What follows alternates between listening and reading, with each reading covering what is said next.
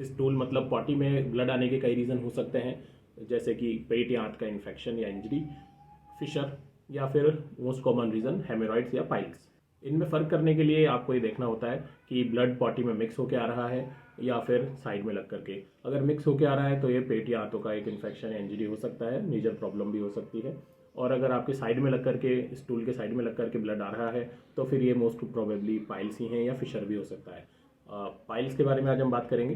Piles का मतलब है कि आपके एनल रीजन में प्रेशर पड़ने की वजह से वहाँ की मसल्स और ब्लड वेसल्स इन्फ्लेम हो गई हैं और फिर कंटिन्यूसली ऐसा रहने से वहाँ की मसल्स और इन ब्लड वेसल्स ढीली पड़ गई हैं। इस वजह से ब्लड वेसल्स ही जो जमा हो गई हैं और वो लटक रही हैं, उन्हीं को हम पाइल्स कह देते हैं। इसके कई रीज़न हैं, जिसमें मोस्ट कॉमन रीज़न कॉन्स्टिपेशन का रहना है, लगातार कब्ज बने रहना है, और अदर रीजंस में बहुत ज़्यादा लंबे टाइम तक खड़े रहना या फिर आप बहुत ज़्यादा लंबे टाइम तक बैठे रहना। दोनों ही रीज़न की वजह से भी पाइल्स हो जाते हैं। फीमेल्स में अगर हो रहे हैं तो प्रेगनेंसी भी एक रीज़न है। पाइल्स दो तरह के हो सकते हैं, एक्सटर्नल और इंटरनल। अगर एक्सटर्नल पाइल्स हैं तो फिर आपको बैठने में तकलीफ होती है, खुजली चलती है, दर्द भी होता है। और अगर पाइल्स इंटरनल हैं तो इसमें मोस्टली ब्लीडिंग होती है। सिवियरिटी के हिसाब से इसके 4 ग्रेड्स हैं।